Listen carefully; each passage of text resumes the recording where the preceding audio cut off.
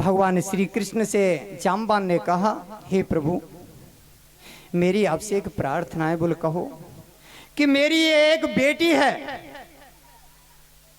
मेरी एक ये बेटी है जाम्बती, इसलिए मैं चाहता हूं कि आप जाम्बती का हाथ स्वीकार करें।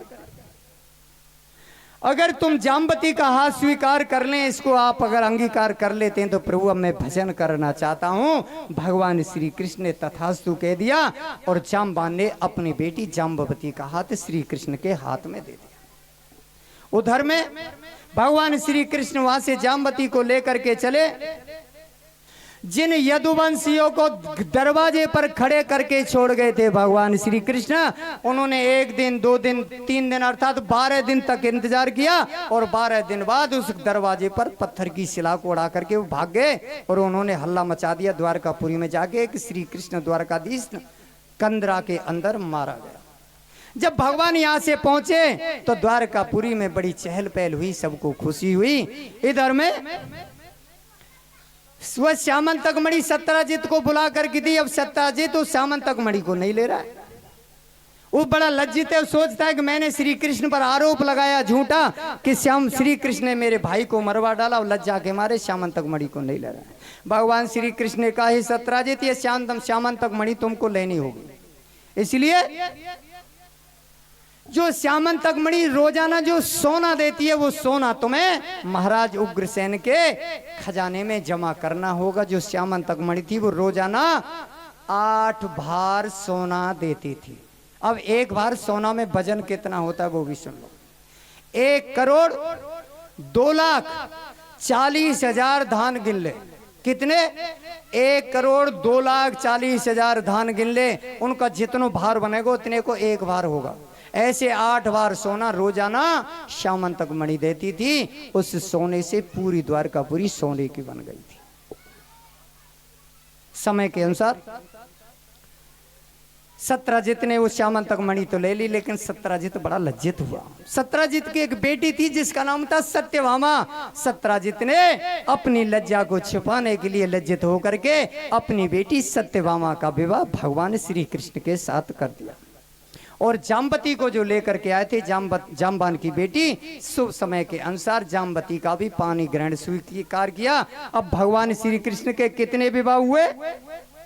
3, रुक्मिणी और सत्यभामा, इसके साथ जाम्बती।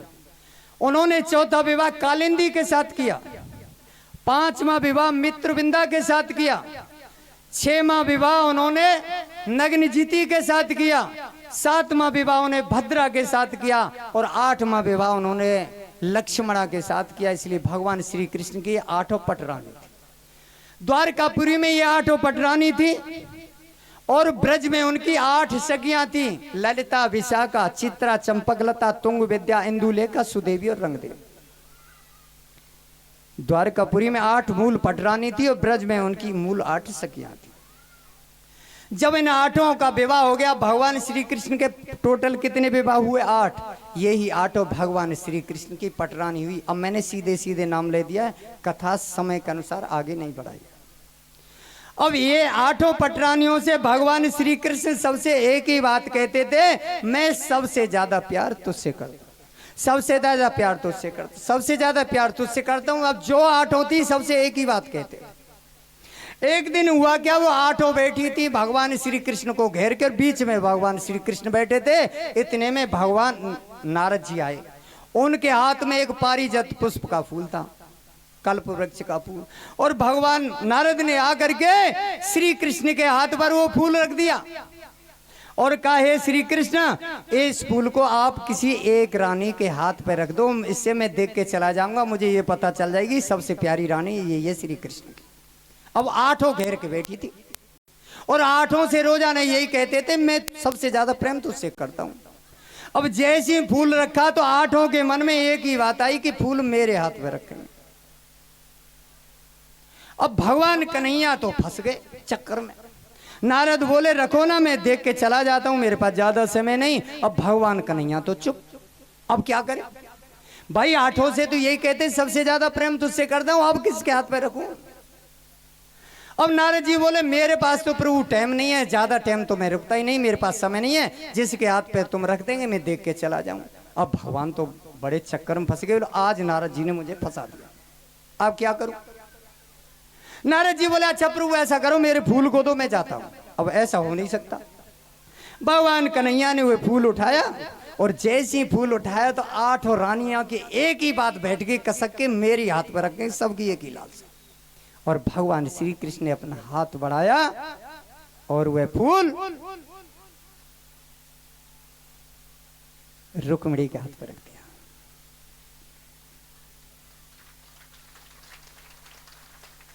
जैसी फूल रुक्मिणी के हाथ पे रखा सत्यभामा खड़ी हो गई और तार तार हो गई। बोले आज पता चला है प्रेम किससे करते हो। मुझसे रोजाना कहते थे कि मैं सबसे ज्यादा प्रेम तुझसे करता हूं, अब मुझे तुम्हारे घर नहीं रहना, मैं अपने पिता के जा रही हूं, गुस्सा होकर चल पड़ा।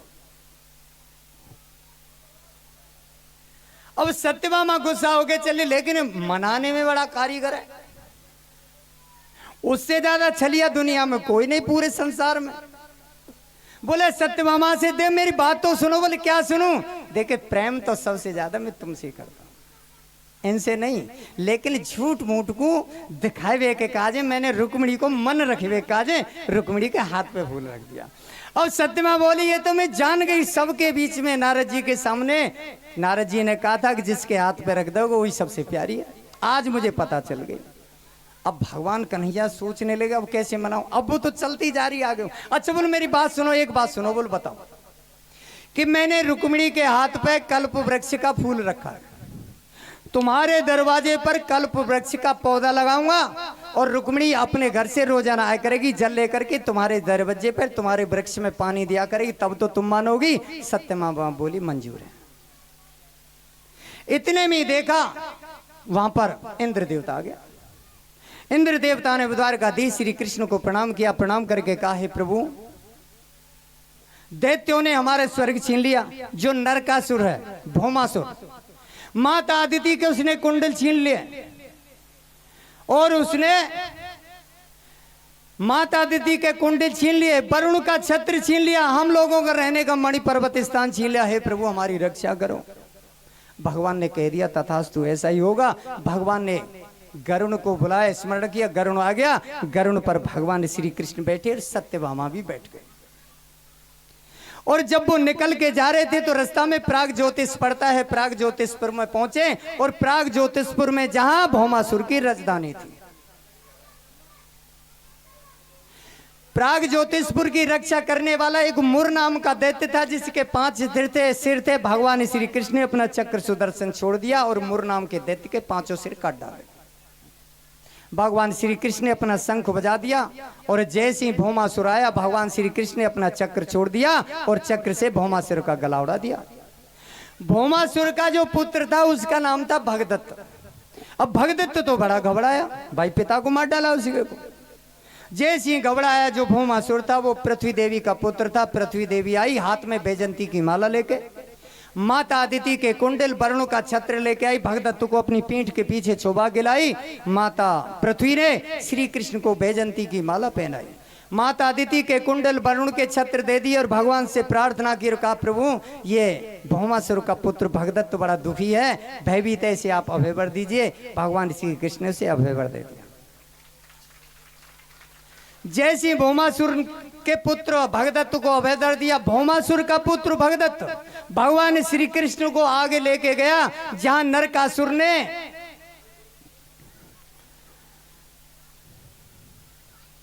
तत्र हृतस्ता नरदेव कन्या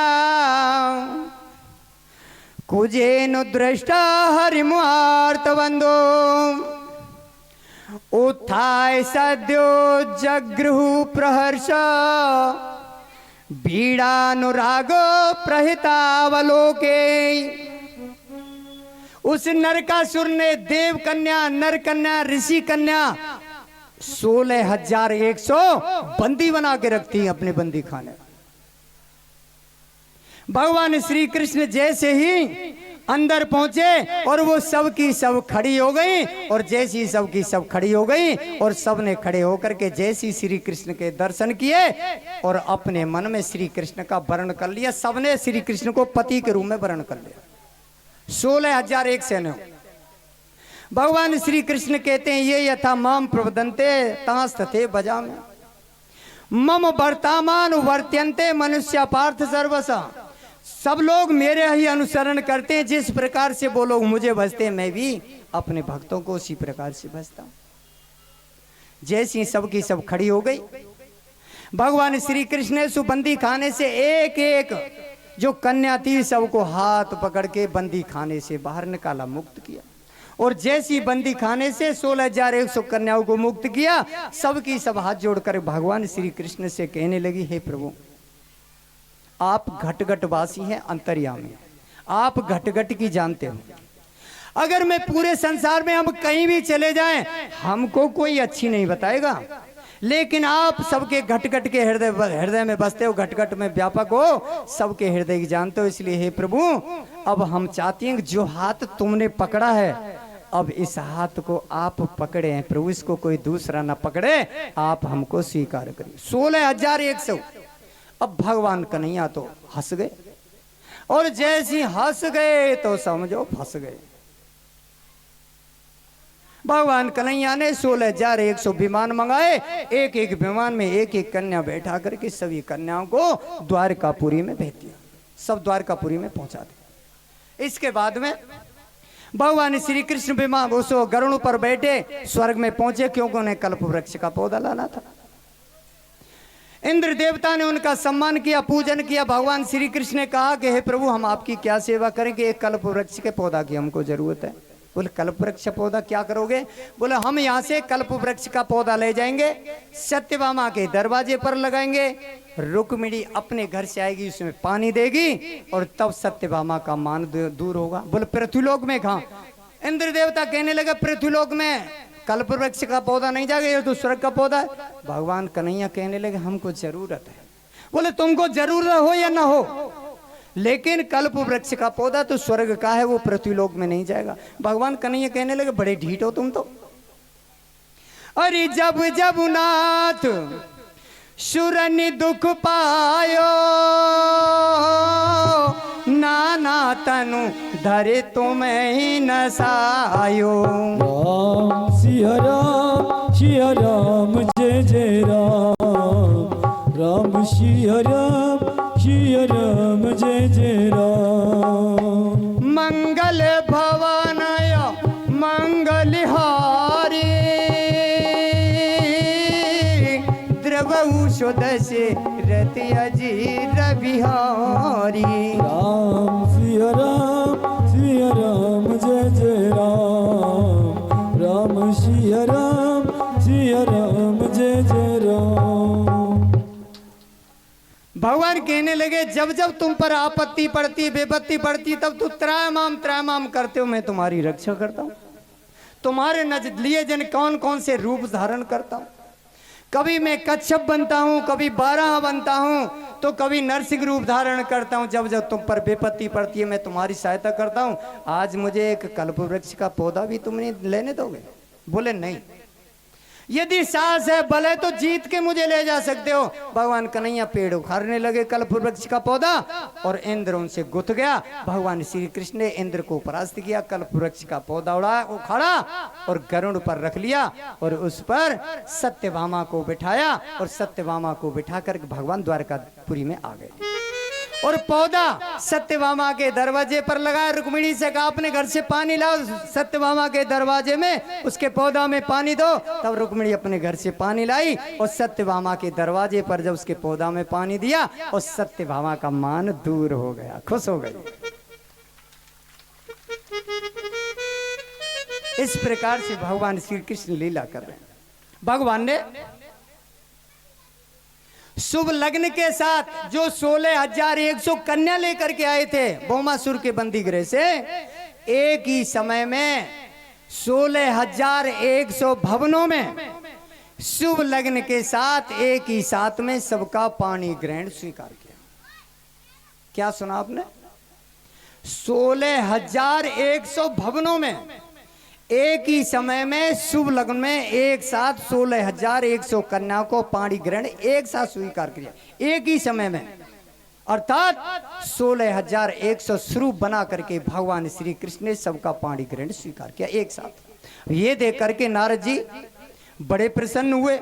श्री सुखदेव जी लिखते हैं, आशा मुहूर्ते कस्मन नानागारेषु योषिताम सविदम जग्रहे पाणिन अनुरूप सुमाया। एक ही साथ में 16,000 गृहों में एक साथ इस प्रकार से सबका पाणी ग्रहण स्वीकार करना, ये कितने बड़े आश्चर्य की बात है भाई। 16,100 रूप बना करके एक साथ में सबका पाणी एक ग्रहण एक साथ किया अलग अलग भवनों में, तो कितने आश्चर्य की बात है। नारद जी को बड़ा आश्चर्य हुआ क्योंकि वो भगवान है।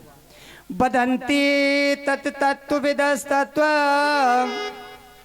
यज्ञान माद्वयम् ब्रह्मेति परमात्मेति भगवानिति शब्दते। भगवान केवल एक है, अनेक नहीं, लेकिन इसी एक भगवान को जैसे लोग भजते हैं उसे कोई तो निराकार ब्रह्म मानता है, जो ज्ञानी लोग होते हैं उसे निराकार ब्रह्म मानते हैं, जो योगी लोग होते हैं उसे परमात्मा के रूप में मानते हैं, और भक्त होते हैं उसे साक्षात पर ब्रह्म परमात्मा के रूप में भगवान के रूप में मानते हैं। भगवान हमारी तरह हंसते हैं, खाते हैं, खेलते हैं, पीते हैं, स्वरूप मानते हैं। जैसे उदाहरण देके बताता हूं, जैसे सूर्यमंडल और सूर्य का प्रकाश, सूर्यमंडल और सूर्य का प्रकाश जब तुम देखते हैं सुबह के समय में, जब सूर्य निकलता है तो एकदम लाल लाल पूरा सूर्य तुम्हें बढ़िया तरीके से दिखता है, वो है सूर्य। उसके बाद में थोड़ी बात देखते हैं तो सूर्य के चारों तरफ एक घेरा सा खिंच जाता है प्रकाश का, वो है सूर्यमंडल। और सूर्य जब दोपहर का समय होता है तो उसकी जो किरण हम पर आती हैं वो है सूर्य का प्रकाश। उस समय हम सूर्य को नहीं देख सकते, खाली वो प्रकाश ही प्रकाश दिखता है। इसलिए जो ज्ञानी लोग होते हैं उस निराकार ब्रह्म को ही भगवान मानते हैं, जो सूर्य की ज्योति स्वरूप को। जो योगी लोग होते हैं वो भगवान का शरीर तो मानते हैं, लेकिन उसे परमात्मा के रूप में मानकर वो वहीं तक सीमित रह जाते हैं। और जो भगवान के भक्त होते हैं वो हमारे जैसे भगवान हैं, लीला करते हैं, खाते पीते हैं, और इस प्रकार से उसे भगवान के रूप में देखते हैं। दूसरा उदाहरण देता हूं, दूसरा उदाहरण ध्यान से सुने। एक बार नारद जी आकाश मार्ग से आ रहे थे, कुछ लोगों की दृष्टि पड़ी तो ऐसे बानी भाई कुछ ये तो दिखा रहा है, एक पुंज सा है। कुछ नजीक आए तो कहने लगे भाई इस पुंज से के भीतर कुछ दिखाई दे रहा है। कुछ समय बाद देखा, अरे ये तो नारद जी है।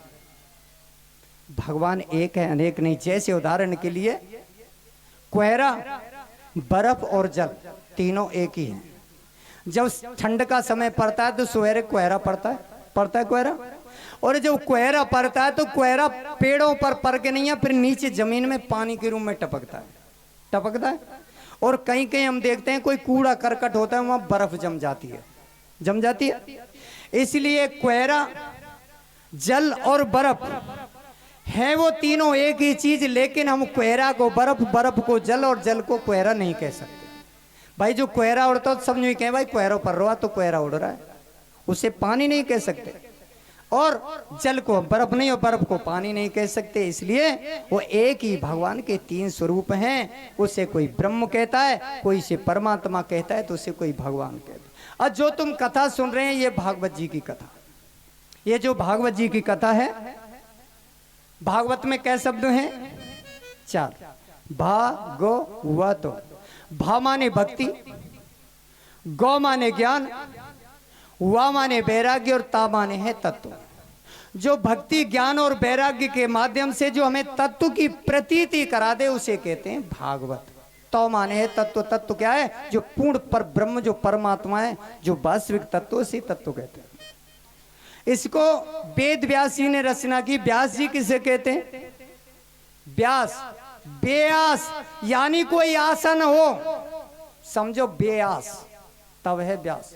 और अगर आशा होए कि कछु पैसा आ जाए तो छोरी की फीस भर जाए, कछु ने ज़्यादा पैसा आ जाए, अब 2-3 कथा हो जाए तो छोरी बढ़िया तेरे तो ब्याह है जाए, 25-30 लाख रुपया लगाएंगे, तो समझो वो फिर बेआस ना है, फिर तो आस है, वहां तो बे हटा देना आगे से, फिर रह जाई आस। और ऐसी भागवत कराने से न तो वो करने से उसका कल्याण होगा और न कराने वाले का कभी भी कल्याण होगा, ध्यान रखना। उदाहरण दूंगा इसके लिए। अन्न को खाने से शरीर को बल मिलता है, रोटी खाते हैं हम तो शरीर को बल मिलता है कि नहीं, बोलो सब जितने भी हैं, अन्न खाते हैं तो शरीर में बल मिलता है। लेकिन अगर कोई व्यक्ति उस अन्न में जहर मिला के खिला दे तो क्या होगा? गोविंदा नमो नमः, गोविंदा नमो नमः, जहर मिला के खिला दे। उसी प्रकार से यदि ये भगवान की जो कथा है, यदि कोई निस्वार्थ भाव से बिना किसी लोभ लालच के यदि भगवान की कथा कहता है, वो कथा काम करेगी, ध्यान रखना। और यदि लोभ लालच लगे पोटरी बटोर वे काज का उन्हें कथा करी तो वो कथा काम नहीं करेगी, ये तरीका तो वो जहर को काम करेगी, ध्यान रख लेना।